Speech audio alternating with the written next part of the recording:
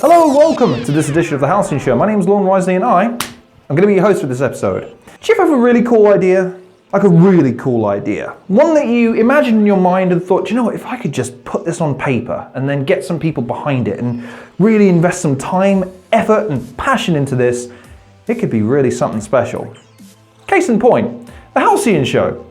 This happy little channel that you're watching right now started off as just a snippet of an idea, something that I really was passionate about finding out about how to do and execute, and then do and execute to the best of my ability with all the passion I could possibly muster. But this is how the Halcyon Show first started. So like all cool ideas, it turned out way worse than I thought it would. Obviously over time I've honed my craft to become the legend you see before you today, but not all things have developed from the concept to the execution as well as the Halcyon Show has. Case in point, KAL, the Legendary Assassin. As of course is customary at this time of the review, I must refer to my notes, so if you'll excuse me for but a moment. The synopsis of the game: born without any arms, KAL becomes the legendary assassin in China, and he has to save the prophet from the Emperor's enemy, 20 levels, plus 15 unlockables in a 3D platformer stealth/action game, which you have to assassinate your enemies without being detected by them. You will not progress forward unless you eliminated all enemies. The release date of the 18th of July 2019, the developer KOEX Studio, specifically a gentleman or lady, it's difficult for me to tell you, I'd never met them and never liaised with them, Chu Bing Yong, published by KOEX Studio as well. Another little bit of the synopsis here: plays the legendary assassin KAL, who was born without arms in China. Now he has to save the kidnapped prophet, so I didn't mention that in the first instance, from the enemy's hand and fulfill his destiny. Oh God. A stealth action game involves you hiding from your enemy's line of sight, quietly assassinating them from the shadows, involves climbing and jumping to get past enemies' sight and assassinate them. 20 levels, different skins, assassinate all your enemies, collect all coins and jades scattered across the level.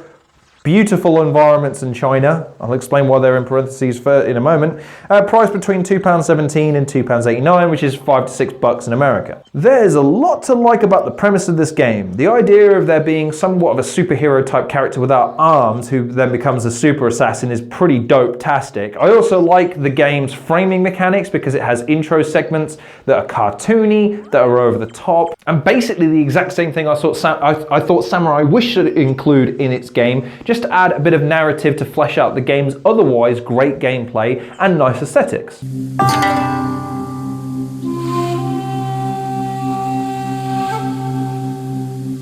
This game, for instance, has a unique look. What they've gone for here is a very...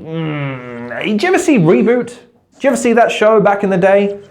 Imagine it, but worse. The textures are very basic and bland. There is cell shading to a certain degree, but it doesn't look like it matches the aesthetic entirely. Everything's very blocky and flat, but here's the thing. I kind of like the look. It's very digitized, it's very computer graphic-y, but there's nothing wrong with that in essence because it does make the game look a little bit distinctive. The only problem is that it doesn't match a lot of the other aesthetics of the game, i.e. the menu, symbols, the way that the game is formatted in terms of how it looks and how it interacts. For instance, every time you select something in the menu, a dagger comes out of nowhere, but it's the same design as the game, not the design of the menu screens, so it looks very juxtaposed.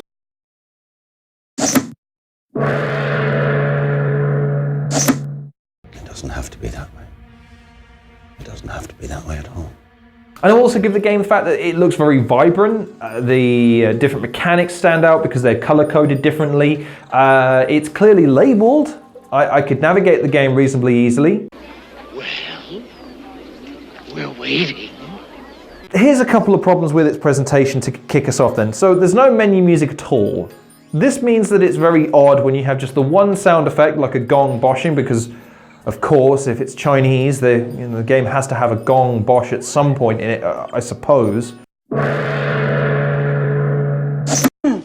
Oh, this is awkward. But otherwise it leaves the game feeling very eerie and quiet before you start playing in a game that I imagine is supposed to be bursting at the seams with character and vibrancy given the nature of its narrative and indeed the type of gameplay that it seems to set up. even if you want to say it's a stealth game, let's say, because it says action versus stealth, I'd argue it's probably more action-oriented than stealth-oriented, but whatever. If you want to say it's stealth-oriented, you can still have a soundtrack and make it sound cool. There's nothing wrong with having a very subtle and nuanced soundtrack in the background menus, just to make it feel a little bit more welcoming when you first start playing. And it probably wouldn't be as bad, except for the fact that a lot of the other sound effects feel very cheap and tinny. There's a very synthetic nature to a lot of the sound effects that makes them feel somewhat disjointed from the game, but it's not the biggest complaint in the world, it's just very noticeable given the lack of music in the game. The other thing you notice straight away is how sluggish the game moves. Swapping from menu to menu takes a little bit longer than I would like. The intro graphic of Kal doing a weird one-legged bend down to cross his legs is a nice exhibition of prowess. It just looks weird because it looks like he's floating in mid. So the fact that he's doing that with one leg is the least impressive thing about that action, is because he's floating.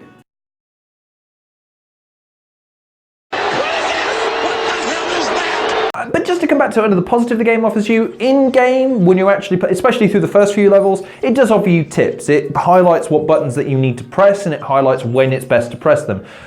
Finally, a game that actually has a meaningful tutorial mode in it somewhere is so appreciated. This is probably one of the first games that I've come across that actually tries to tell you how to play the game so that you can best utilize the fun of it. An inspired decision. I'm really happy with that fact. Dear God, it's beautiful. But alas, as many of these reviews are wont to go these days, because it's YouTube and negativity rules without equal, let's get into some of the stuff that I really didn't like about this game, chief among which is that this game is so broken. So unbelievably broken. You know that when your first level has a glitch, that means that you phase through what is supposed to be a solid boulder that you can climb up into the map to die by drowning.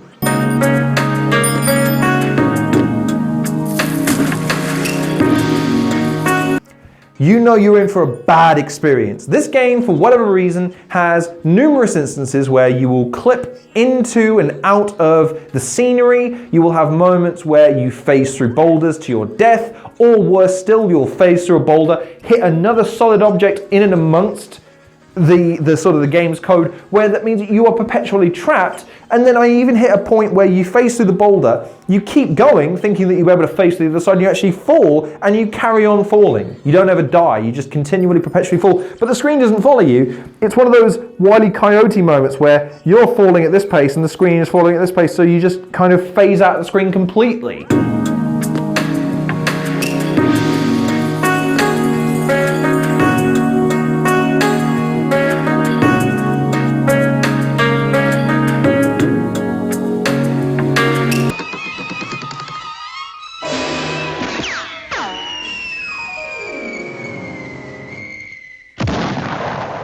Another thing the game does really, really badly is the combat mechanics. Now, what you need to understand right from the get-go is that this game promises to be a lot more in-depth than it ever really is. Basically, all you need to do is left, right, space, and X. That is it. The mechanics are such that you move from left to right throughout the course of any given level. You can backtrack and you can go up and down. The levels are designed as such so that there are collectibles such as coins and the jades which feed into the customization options, which we'll touch on in a little bit. But in effect, you're just moving from left to right. And the idea is that you've got to assassinate everyone on the map to be able to progress. So that's the main objective of this game. The problem with this though is that not only are the controls overtly simplistic, they are the animations are so glitchy. For instance, you can walk up walls, in effect. As long as you maintain momentum, you can stop, walk up and down. You get to the edge and you think you'd be able to just climb up, but you don't. You have to press the space bar. And even that doesn't always work. You'll sometimes glitch and flicker in and out of existence as you try to traverse. And I feel that this leads into the mechanic that I meant, the failing in the mechanics that I mentioned before, because the game just simply doesn't know how to interpret when you're moving from a certain space to another and just phases you into wherever it thinks you should be at any given time. I will give the game credit for one thing though, again, in the manner of trying to help gamers out. There are elements of the map that are highlighted in red, so you do have a general idea of the direction that the game wants you to go. Also, when you're in trees and other areas where you're able to hide, you can press the down button in order to hide there to escape enemy's view, then press down again to drop in to enable you to do quick assassinations. A couple of problems with the assassinations then. Number one is how easy they are when they're on a flat ground. So let's say for the sake of argument, you're on a flat plane, you can see the enemy in front of you. Their field of vision is highlighted at all times, even the distance. So long as you're outside that distance, then they can't see you. Even if you're literally standing here and I can see him there, but he can't see me for some reason.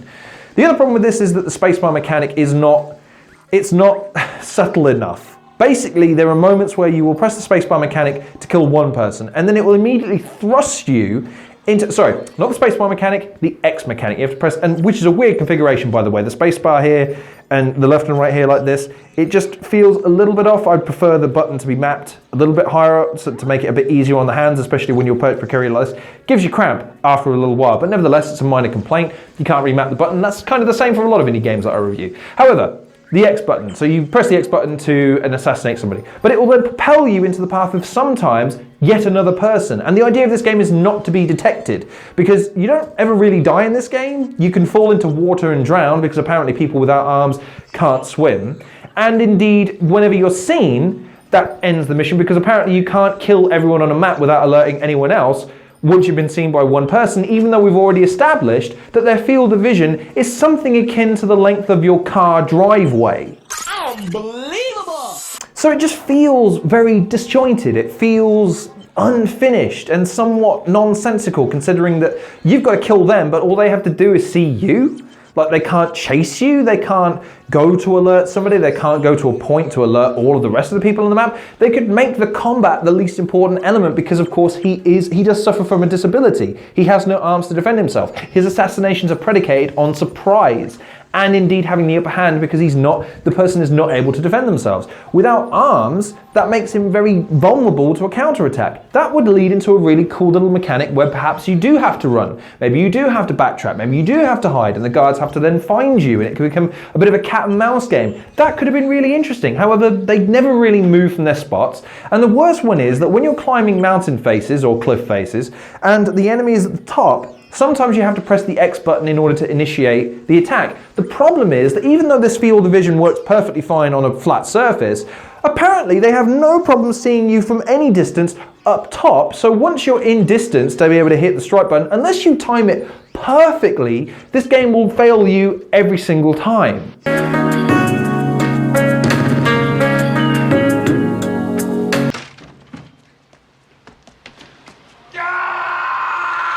The only other reason why you might want to replay some of these levels are the collectibles. So you've got these coins and these jade icons that you collect. These are then used to buy customizable items, such as outfits, such as improved daggers, and a few other options. The problem I see with this, though, is that it's purely cosmetic. Purely cosmetic. There doesn't appear to be any buffs, any particular benefits. I don't know if there's there might be achievements unlocked in Steam for getting these, or from 100%ing every level, because there's time limits. You've got to kill everybody and then you've got to collect everything to be able to max the level. But beyond that, there's no incentive, and no offense, but when the game looks the way it does, these costumes are not the incentive here. This game is not based on its cosmetics for what you're going to buy this game for. You're not going to buy this game because it looks different and because it looks pre-render, it looks pre-alpha. So the idea that you would have costumes and purely aesthetic cosmetics as your incentive, as your boon here, makes no sense at all. These tokens would have been better served in improving progression items. This game, more than anything else, would have benefited from improvements to, say, your jump mechanics, to your speed, to your detection levels, to how many knives you can carry, whether or not you can learn new abilities or powers. If we're going to say he's a legendary assassin, what exactly makes Kal a legendary assassin? The fact that he's got no arms, I mean, that's regrettable, and it's certainly it's a sad story. It lends into the narrative, which we'll touch on in just a second, but nevertheless, there's nothing legendary about this guy. He goes around killing people. A lot of games let you do that. So what exactly is legendary about him? Let's talk about the narrative for a second. The game, as I mentioned before, has these little cutscenes, panels, things at the beginning of the game, and they are sometimes interspersed between levels, but not always, which is a criticism I hold. If you're gonna go big throughout the game. Don't just unload, don't just spaff it up all up the wall in the first instance. Let me have these things throughout the course of the game. But to the game's credit, these intro sequences do a reasonably good job of painting the scene for you. The titular character, KAL, is a baby that's born without arms. He's not like mutilated or anything like that. He's born without them and then he's abandoned. His parents, or rather his father, can't stand the burden of having this baby as his child. His mother begs him to stay, but ultimately they abandon him. He's found and he's raised as an assassin, ninja kind of guy. Good start. Certainly forms an emotional connection of some description. I mean, as a parent now, I couldn't imagine leaving my child, abandoning my child in any circumstance, irrespective of whether or not they're able or not. So the idea that this parent would abandon this child to a life of, well, almost certainly to their death, is heartbreaking. It really, it does, I mean, it's kind of cheap because of course whenever you include babies in a story from the get-go, it's supposed to make it feel like gut-wrenching, but nevertheless, I can't lie, it didn't form an immediate emotional connection with me to say, yeah, I really hope this kid's okay, and he obviously grows up to be a legendary assassin. The problem is that the narrative kind of cuts short there, and even in the synopsis that I read to you at the beginning of the episode, the game's a little bit confused about what the story's supposed to be. Is the Emperor under threat? Is the Emperor been kidnapped? Who is the Emperor? What time frame are we in? What conflict has necessitated the Emperor being kidnapped? Who are these people that we're murdering mercilessly as we go through the levels? None of it's really explained to you. So while I appreciate the panels and the cutscenes and the initial lore that the game sets out for you, it serves ultimately no purpose other than to facilitate the idea that he's an assassin going around killing people, which is not only lazy, but it's frustrating considering that this game now has something that Samurai Wish, another game that I really liked, lacked and could have used with to enhance it just to make it a more well-rounded game, has here, but is done so lazily. But the ultimate question, is the game fun? Not really. It's too simple, it's too buggy, it has too many instances where the game breaks, it has too many instances where you think the game should be doing something and doesn't. It runs like crap. It doesn't look particularly good once you get used to it and once you get over the aesthetic choices. It doesn't have any end game ultimately beyond the customizable options that you want to attain. And if you're into that sort of thing, there are games that will pander to that need much better than this game.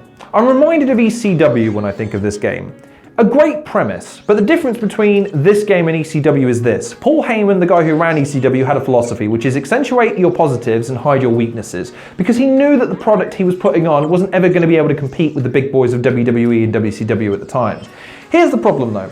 This game attempts to set out a strong narrative with a gameplay that's reminiscent of old school stealth games and platforming elements imbued into it. There's nothing wrong with that premise on paper. The problem is, if you're going to go with such a simplistic gaming style, which is effectively a few buttons left and right, space and X, you need to make it a bit more interesting than just jumping around. And you certainly need to make sure the game is programmed properly, otherwise all you're going to be doing is fighting the game the whole time. And this game fails woefully in both of those aspects. The problem is that maybe I've been too forgiving of this game versus other games. But ultimately, I would not recommend this game to anybody in its current state because number one, it's not fun. Number two, it's not finished. Number three, it's not even made very well. And number four, even if you can get over those three things, there's no real reason to play it beyond that initial cutscene and maybe getting used to it a little bit in the first instance. And given its price point, there are platformers out there that may be more expensive, but will serve you much better in the long run than this game does in terms of, again, unlockables. There's a game I'm reviewing at the moment called Dash, Danger Action Speed Heroes. Way more expensive this game, I will grant you, but it seems to offer a lot more in terms of overall quality, overall polish, responsiveness of gameplay, end game, and indeed collectibles and unlockables. Whereas this game doesn't offer you any of that. So it's almost impossible to recommend. I like the idea, and I wish this game had been better because I do like where the game was coming from in the initial instance, but it's just not a very good game as a whole. It's not fun, and yeah, I'd probably recommend you avoid this one in the first instance.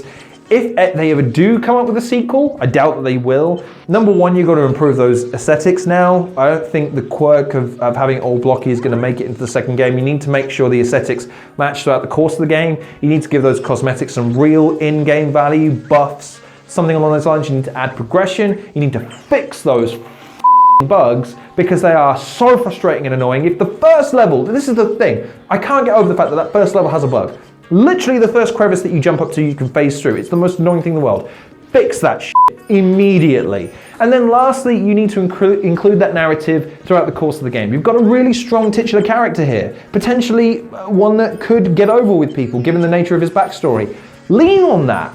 Other games don't have that and they suffer greatly for it. You have it. Make it a focal point of the game. I feel like I've been overly, not negative, but forgiving to this game. I feel like I should be angry about it, but no, I'm just sad. I'm sad that this game isn't a lot further along the line than it is right now. I feel like, again, there's a nub of a good game in here somewhere, but nevertheless, KAL, the Legendary Assassin, the Legendary Assassin KAL, what do you think? Have you played the game? I don't know when the release date was offhand.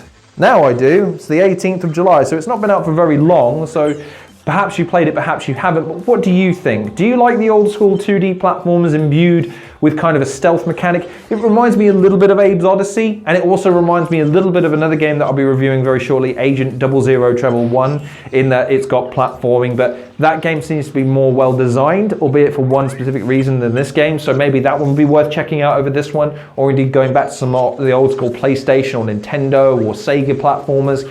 Maybe they'd be more worth your time and effort and money expended. I don't know. But what do you think? Leave your thoughts in the comment section below. In the meantime though, thank you very much for watching this edition of The Halcyon Show. Please like, share and subscribe and check out some of the other content creators in the description below. I think you'll find their content to be rather lovely. Also go check me out over on Defunct Games channel. We've done another Decides videos of the recording of this video very recently. Also obviously I've got the quizzes and a bunch of other videos, so I'd recommend you go check me out over there. Also keep your eye on this space. Again, 2 videos a week I'm hoping for. I think that's reasonable for me. I did 4 this week, so I think that's pushing it a little bit too much, but 2 a week, I think that's pretty good for me. And you might also get additional podcasts and top 5s as and when I can get them done. So I hope you're staying tuned and I hope you're enjoying the content. Also, feel free to go follow me on Twitter. I'm usually hurling abuse at someone over there or getting involved in some large scale debate I've got no real business being in. But hey, it's social media. We're all entitled to our voices, uneducated and unearned as they may be.